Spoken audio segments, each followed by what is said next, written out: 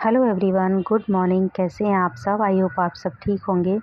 तो मैं वंदना स्वागत करती हूँ आप सभी का मेरे चैनल वंदना ब्लॉग्स में। हम गृहिणियाँ ना सब कुछ संभाल लेते हैं, रिश्ते नाते, घर गृहस्थी कैसे चलानी है और किचन में खाना क्या बनाना है, कब बनाना है, कैसे कौन सी क्या काम करना है जिससे कि सब खुश रहें। सबके दिमाग को हमें ऐसा लगता है कि पढ़ना आ जाता है। शादी के बाद सब हम हर एक के दिमाग को अच्छे से पढ़ना जान जान लेते हैं कि किसको क्या पसंद है, किसको नापसंद क्या है। ये सब कुछ हमारी एक चॉइस सी हो जाती है कि हमें ये सब कुछ करना है और सबका ख़्याल रखना है, सबका ध्यान रखना है। खाने-पीने से लेकर पहनने-ओढ़ने तक हर चीज़ के बारे में हम ध्यान रखते हैं। लेकिन जब खुद पर बात आती है ना, तो हम ये सब बातें इग्नोर कर देते हैं। तो हमें लगता है कि हम दूसरों के ऊपर डिपेंड हैं।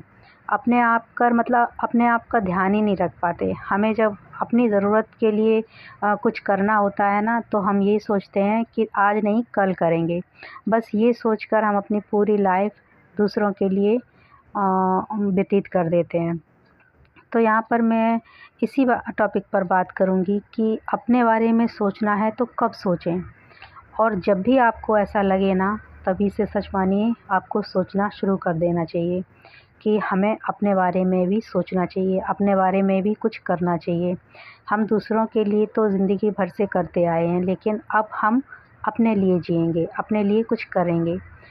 तो यहाँ पर मैं इसी टॉपिक पर आज मेरी चर्चा होगी कि आगे हमें क्या करना है। जब जागो तभी सवेरा, ये कहावत तो आपने सुनी होगी ना। और ये बात मैं इसलिए कह रही हूँ क्योंकि एक टाइम था जब मैं भी दूसरों के ऊपर ही डिपेंड थी।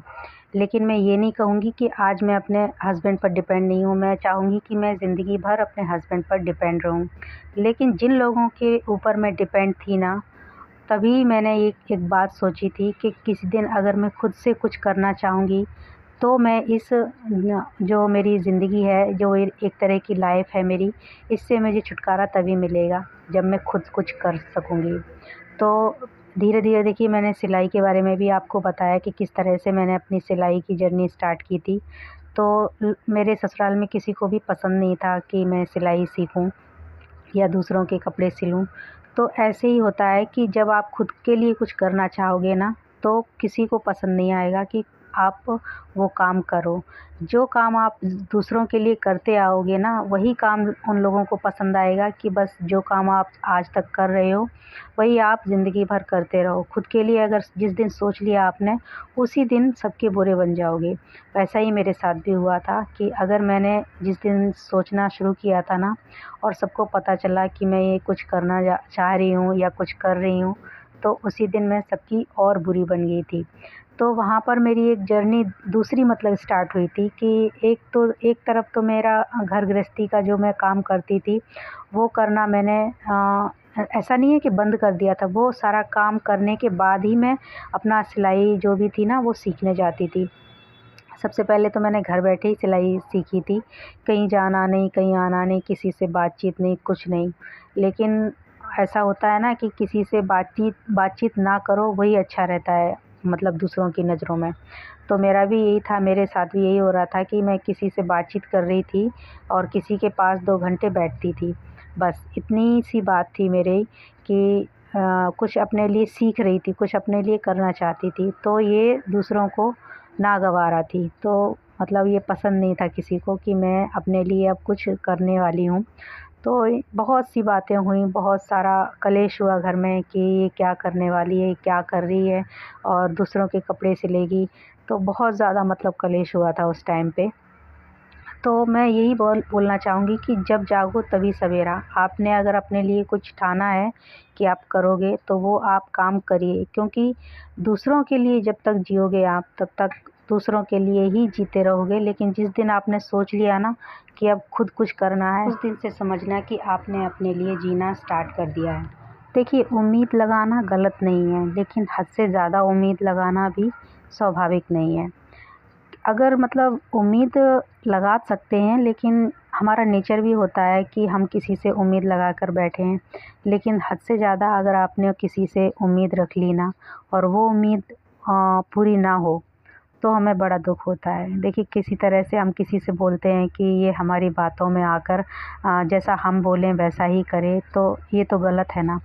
लेकिन हाँ, हम लोग ये बोलते हैं ना कि थोड़ा बहुत अगर आप हमारे कल्चर में ढल जाओगे तो ये बात गलत नहीं होती है। लेकिन वहीं पर दुख हमें तब होता है जब हमारे कल्चर में आकर आप, हमारे घर में रहकर आप हमसे ही मतलब बहस करने लगते हो, तो बहुत गलत लगता है। फिर दुख होता है कि आप हमारे साथ रहते हो, हमारा कल्चर भी अपना रहे हो और हमारी बातों को भी फॉलो नहीं कर रहे हो, तो फिर दुख होता है। देखिए जिस तरह से जिस जिस माहौल में हमारी शादी होती है, जिस माहौल में हम जाते हैं, वहाँ के रीति रिवाज, तौर तरीके सब हमें अपनाने पड़ते हैं। हालांकि सब कुछ हमारे लिए नया होता है, क्योंकि हम अपने मायके में जब तक रहते हैं ना, तब तक हमारे लिए सब कुछ आसान होता है और सब समझना आसान ही होता है कि हम बचपन से लेकर बड़े होने तक हम उस माहौल में रहे हैं जहाँ पर हमको जो हमें चाहिए था वो हमें मिल जाता जाता था। तो इसी तरह से एक दुनिया पलट जाती है हमारे लिए जब हमारी शादी होती है। तो हम दूसरों के घरों में जब आते हैं शादी करके अपनी ससुराल में, तब हमें हमारे लिए सब कुछ नया होता है। लेकिन हम उनके तौर तरीक़ों को अपनाते हैं, उनके रहन-सहन को अपनाते हैं, खान-पान से लेकर बोल-चाल तक, मतलब हमें सब में सुधार करना पड़ता है। हर चीज़ को नाप-तोल के करना पड़ता है। हर तरीके से मतलब उनको अपनाना पड़ता है। वहीं पर हमें ये बुरा लगता है कि अगर हम उनसे कुछ उम्मीद लगा कर बैठे हैं ना, तो वो उम्मीद हमारी पूरी नहीं हो रही है। लेकिन बस इतना ही है कि किसी से उम्मीद अगर लगाई जाए तो उतनी ही लगाओ आप जितना कि आप, हो सकता है कि वो पूरी हो जाए, लेकिन उसे पूरा करने की या पूरी होने की उम्मीद ना लगाओ। कि ज़रूरी नहीं है कि आपने सामने वाले से कह दिया कि ये हमें करना है या ये हमें सोचना है, तो वैसा ही वो सोचे, वैसा ही वो हमारे लिए करे, ऐसा ज़रूरी नहीं है। तो उतनी ही उम्मीद लगाओ जितना कि आप, उस उम्मीद के टूटने पर आप बस टूटो ना, आपका दिल ना टूटे, आप उदास ना हो। समय के साथ-साथ मुझे एक बात समझ में आई है कि हर कोई हर तरीके से परफ़ेक्ट नहीं होता है। कुछ कमियां हम दूसरों में निकालते हैं, तो कोई हम में कमियां निकालने की कोशिश करता है, कमियां ढूंढने की कोशिश करता है। तो हर कोई हर तरीके से परफ़ेक्ट नहीं हो सकता। हाँ, हम परफ़ेक्ट बनने की कोशिश कर सकते हैं। कुछ बदलाव मैंने भी अपनी लाइफ में किए हैं कि ऐसे लोगों से दूर रहना, ऐसे लोगों को इग्नोर करना जिनको मैं पसंद नहीं हूँ या मुझे वो नहीं पसंद। तो ऐसे लोगों से आप भी दूर रहिए जिनको आप पसंद ना हों, और हो सकता है कि वो भी आपको नापसंद करते हों, सिर्फ़ आपके सामने आकर आपको पसंद करने का ढोंग करते हों, पीठ पीछे आपकी बुराई करते हों। तो ऐसे लोगों से दूर ही रहना, उन्हें इग्नोर ही करना अच्छा रहता है। वीडियो की स्टार्टिंग में आपने देखा होगा कि कुछ सामान आया था जो कि मैंने मंगाया था, क्योंकि महीने की स्टार्टिंग है, गांव गए थे हम लोग, तब थोड़ा सा सामान ख़त्म हो गया था, तब हम लोग ने मंगाया नहीं था। लेकिन अब महीना स्टार्ट हो चुका है, फिर बीच में वो जो सामान ख़त्म हो जाएगा तो फिर दिक्कत हो जाती है, तो इसलिए पहले से ही मैंने मंगा लिया है और उसको मैं उठा के रख रख दूँगी। और इसी बीच मैंने अपना ये काम भी स्टार्ट रखा था और सामान भी लगाती आई हूँ, और लगा दिया था, मतलब जहाँ पर मुझे रखना था वहाँ पर रख के आई हूँ और फिर से मैं अपने काम में लग गई हूँ। बहुत से लोग होते हैं जो अपने ईगो को, या ईगो के लिए वो बदलना नहीं चाहते। बहुत से लोग होते हैं जो अपने ख्वाहिशों के लिए बदलना नहीं चाहते। काफ़ी लोग होते हैं जो आपकी खुशी के लिए बदल जाते हैं, पूरी तरह से बदल जाते हैं। जैसे कि हस्बैंड वाइफ का रिश्ता हो गया। तो जिस तरह से मैं आपसे बोल रही हूँ, आप एक बार सोचना ज़रूर कि जिस तरह से हमारी शादी होती है, हमारी कोई भी बात मैच नहीं करती, ठीक है? हम पति-पत्नी होते हैं और हम एक दूसरे से बिल्कुल विपरीत होते हैं। हमारे कोई भी ख़्याल मैच नहीं करते, हमारी कोई भी बातें मैच नहीं करती। लेकिन जैसे-जैसे हमारा रिश्ता आगे बढ़ता है, हम एक दूसरे को समझने लगते हैं, हम एक दूसरे को जानने लगते हैं, एक दूसरे को टाइम देते हैं। और फिर थोड़े दिनों बाद, थोड़े सालों बाद, मतलब जैसे ही बच्चे हो जाते हैं, घर गृहस्थी में उलझ जाते हैं, हस्बैंड जॉब लग जाती है या पत्नी की जॉब लग जाती है, या पति पत्नी कोई एक दूसरे को मतलब छोड़ के घर में बाहर जाता है, या दोनों ही निकल जाते हैं बच्चों को छोड़ के, तो फिर वहाँ पर हमारा रिश्ता थोड़ा सा अलग होने लगता है। आप सोच कर देखिए कि जो रिश्ता आप 5 साल पहले का था आपका, वो आज है क्या? ऐसा होता ही नहीं है कि जो रिश्ता स्टार्टिंग में हमारा रहता है वो आज तक हो।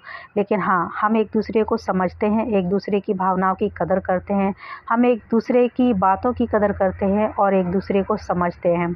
वहीं हमारा रिश्ता और मज़बूत होता है। कुछ लोग तो होते हैं जो अपने ईगो की वजह से अपने आप को बदलना नहीं चाहते कि हम दूसरों के लिए क्यों बदलें, हम जैसे थे वैसे ही रहेंगे। खुद को तुम बदल दो तो बदल दो, मैं नहीं बदलूँगा या मैं नहीं बदलूँगी, ऐसा होता है। तो बहुत से लोग होते हैं जो अपने घर परिवार के लिए अपने आप को चेंज कर देते हैं, पूरी तरह से बदल जाते हैं। और कोई-कोई होता है जो बिल्कुल भी नहीं बदलता, ज़िंदगी भर ऐसा ही रहता है।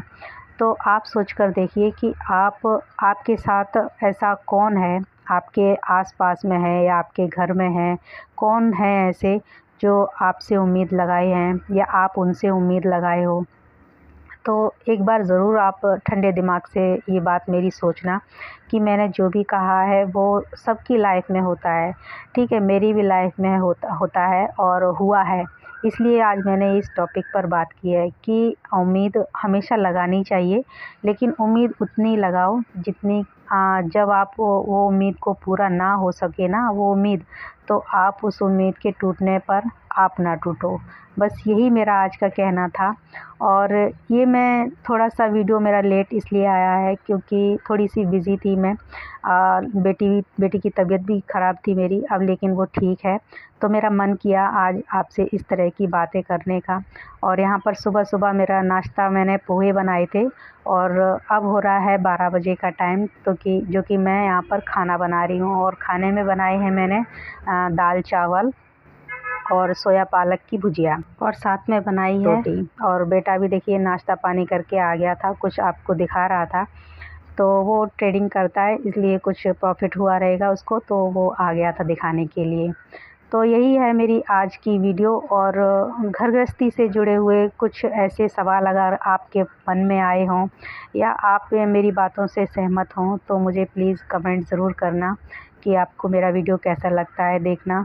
और जो लोग भी मेरे वीडियो पर नए आए हों उनसे भी मेरी रिक्वेस्ट है कि प्लीज़ मेरे चैनल को लाइक, शेयर, सब्सक्राइब करें।